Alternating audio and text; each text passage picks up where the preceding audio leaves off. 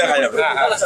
বলছি এই চাকরি হারারা 16 দিন ধরে বসে রয়েছে এখনো, এবং তাদের একবার পুলিশ ডেকে পাঠাচ্ছে, বিভিন্ন জিজ্ঞাসাবাদ করছে, বসিয়ে রাখছে। সমাধান মমতা ব্যানার্জির হাতে। আপনি কালকেও সুপ্রিম কোর্টে যারা গেছিল র্যাঙ্ক জ্যাম্প নিয়ে, তার অর্ডার দেখেছেন। শুক্রবারও আরেকটা কেস আছে।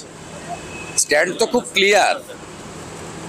যোগ্য অযোগ্য বাছাই করে তালিকা দিয়েই রিভিউতে গেলে কিছু হবে, জেনারেল রিভিউতে কিছু হবে না।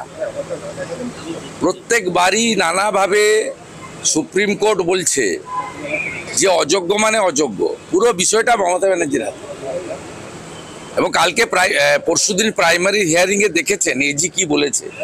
বলেছে বেনিয়ম মানে দুর্নীতি নয়, বেনিয়ম আর দুর্নীতি এটা তো সমার্থক, সবাই জানে। সরকারের এজি বলছে দাঁড়িয়ে, আপনারা তো সবচেয়ে বড় ইস্যু ধরছেন না।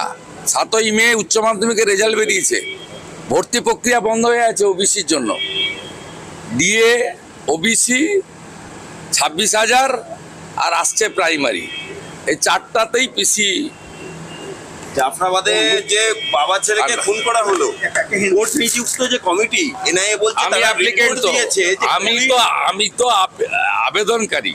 শনিবার কোর্ট খুলে মহামান্য কোর্ট যে আবেদন গ্রহণ করে ফ্যাক্ট ফাইন্ডিং কমিটি করেছে, তার 1 নম্বর অ্যাপ্লিকেন্ট আমি।